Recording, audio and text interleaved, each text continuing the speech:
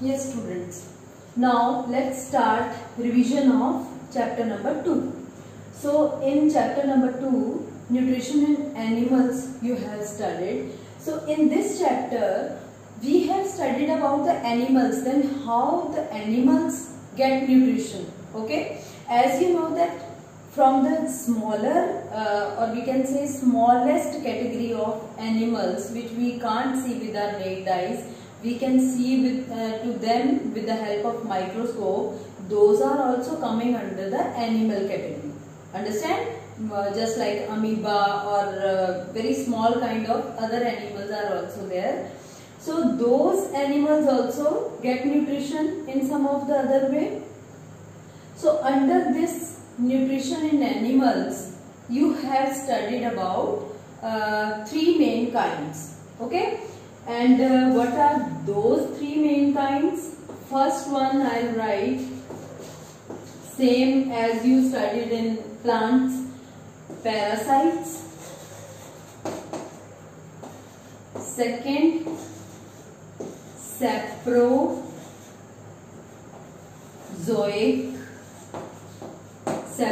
nutrition, parasitic nutrition, and third is holozoic nutrition. Okay, what is a parasitic nutrition, or what are the parasites? That I have told you in the this first chapter when we revised, that in case of parasites what will happen?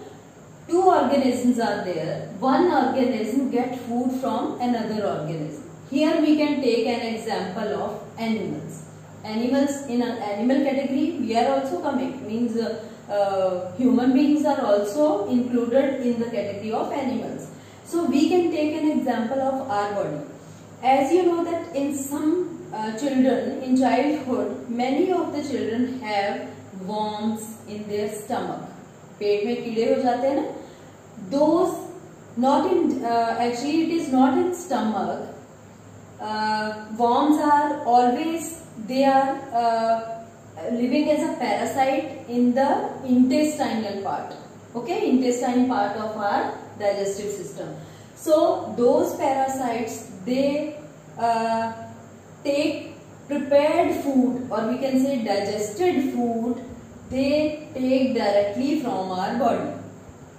Some of the parasites are living inside the body, and some of them they live on the body.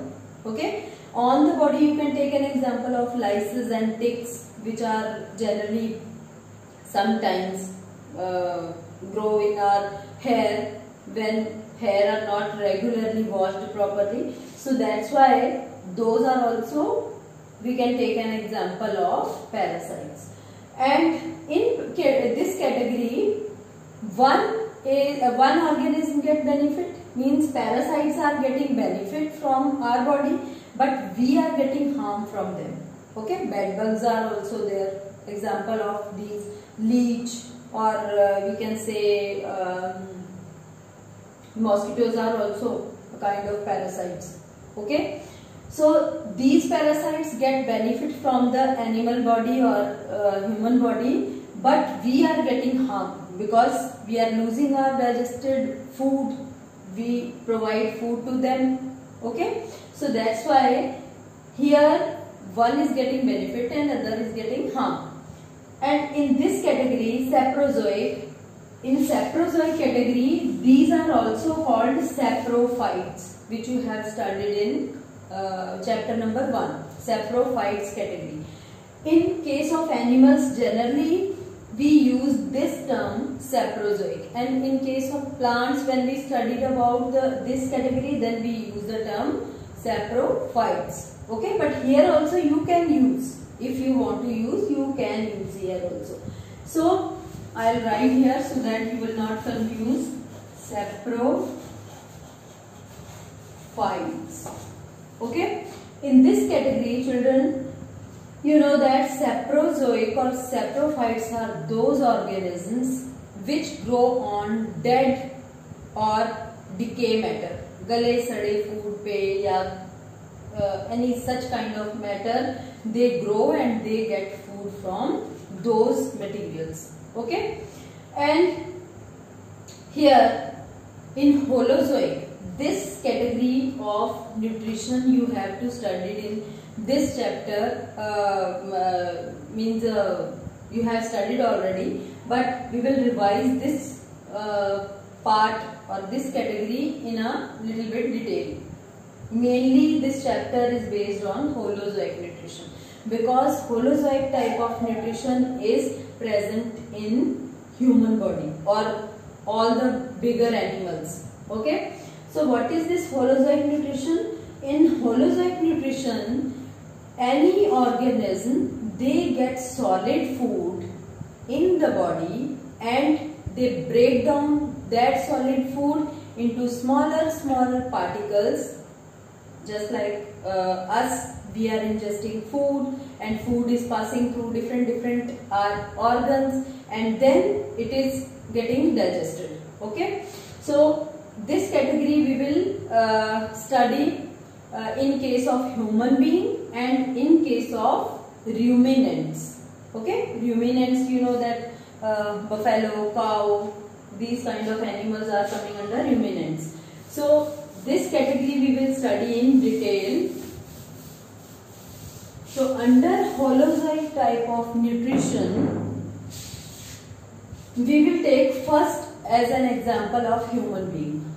In us, how we can digest food and how we can get food. As you know, children, we get food with the help of our hands. We use generally hands. Means our ingestion, organ of ingestion also in this chapter they have given in one column or in tabular form. In table you see that different organisms get food from ingest food with the help of different organs. Okay, just like they have given example in that table about frog, about amoeba. Amoeba get food with the help of their pseudopodia. Just like this, amoeba is a very small or we can say microscopic organism. This is called amoeba and these are the pseudopodia. Okay, what we call pseudopodia. With the help of these pseudopodia, it can collect its food. Okay, how? When any food particle comes near it, then what will happen? It can change the shape of its pseudopodia according to food particles. Suppose food particles are here, then what will happen? This pseudopodia also change its shape and this pseudopodia also change its shape and it fuses with another pseudopodia in this way. Okay, and the same simple way what will happen, ultimately this food will come inside and this part will again change its shape. Understand? In this way, in simple way, this amoeba can get ingest the food. So in the same way, other organisms are also there which can use their different organs to get food. Just like frog, it uses its tongue to ingest the food. Means how ingest means how to take food in the body. Okay, and in the same way we also use our hands to put food in our mouth. Okay, and this food when it enters in the mouth, you know, our teeth are there, tongue is there and salivary glands are there which secrete their secretion. Saliva, you know, watery material which is present in the mouth or secreted in the mouth, that material is called saliva, and with the help of saliva it moistens the food, and with the help of teeth we can chew the food and masticate properly, and in the form of semi-solid food, or we can say semi-solid material, we can make a ball of it and we swallow it. and food enters to the esophagus. So we will write the parts of our digestive system, and I'll tell you that what you have studied in this. First part is mouth. So what happened to the food in the mouth? You know that our tongue tastes the food and our tongue shift the food, also help in the chewing of food, and teeth masticate the food, or we can say chew the food properly, and saliva also secreted here which moist the food, okay, because dry food can't enter the esophagus. So first part is mouth, or this second part is called esophagus.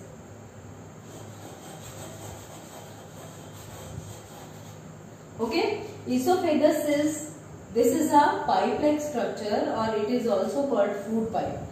In the food pipe, food is passing with the help of we can say muscles. Okay, muscles of this esophagus. Food passes in this way. Means when we press something and food is getting downward. In the same way, what will happen are this esophagus or food pipe, it also has some muscles, and those muscles press the food ball, and ultimately that food ball reach to the third part, which is called stomach.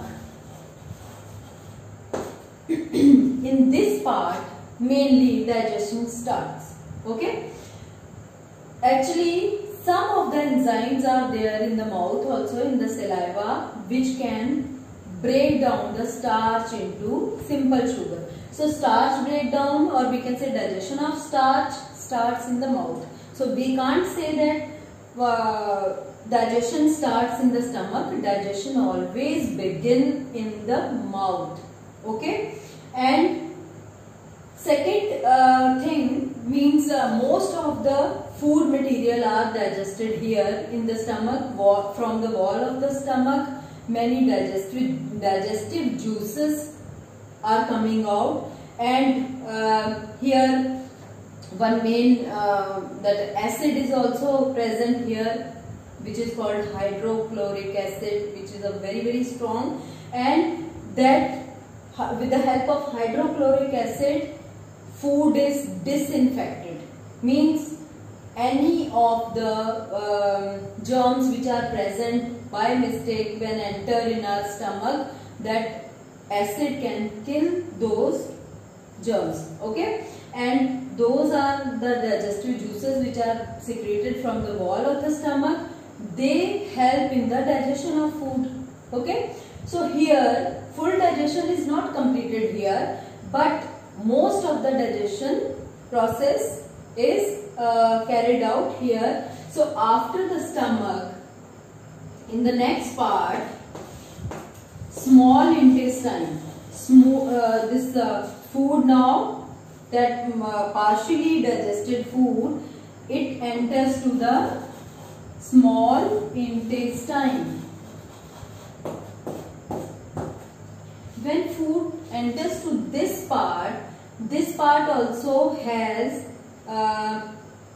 connection with the liver, which is a very big gland, or we can say biggest gland of our body.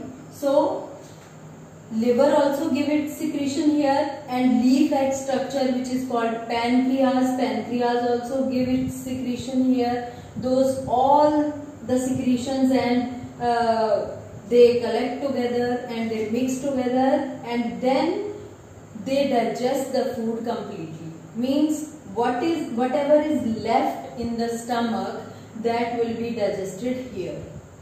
Okay, and here in the small intestine, food is completely digested.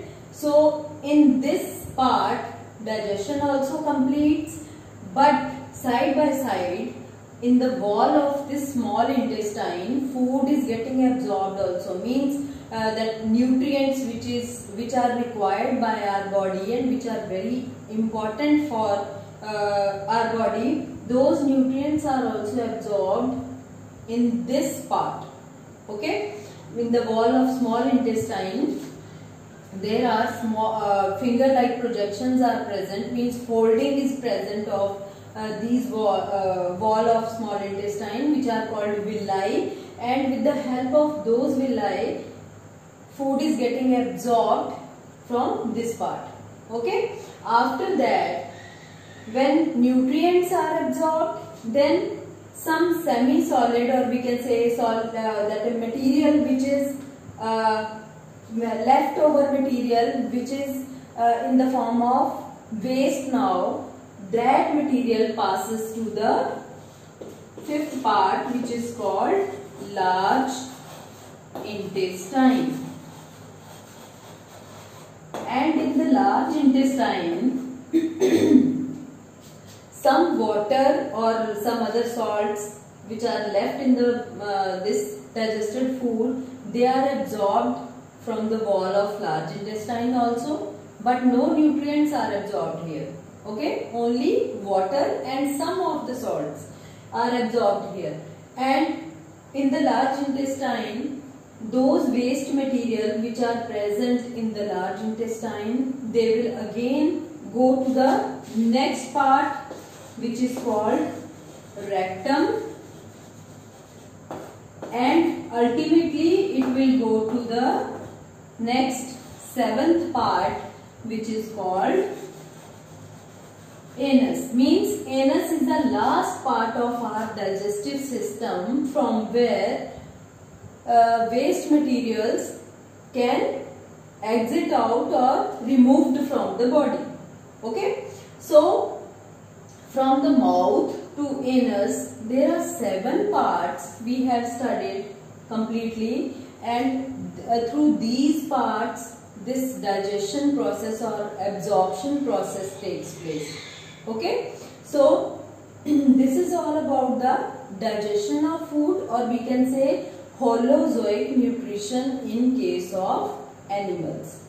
Okay, or we can say in case of human beings. Here we have studied about the human beings. So in next video I'll explain you about the ruminants,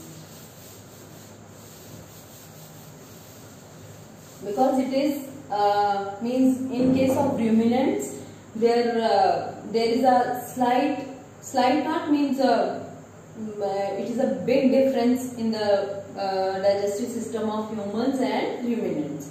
So in next video I will show you that how ruminants will digest their food.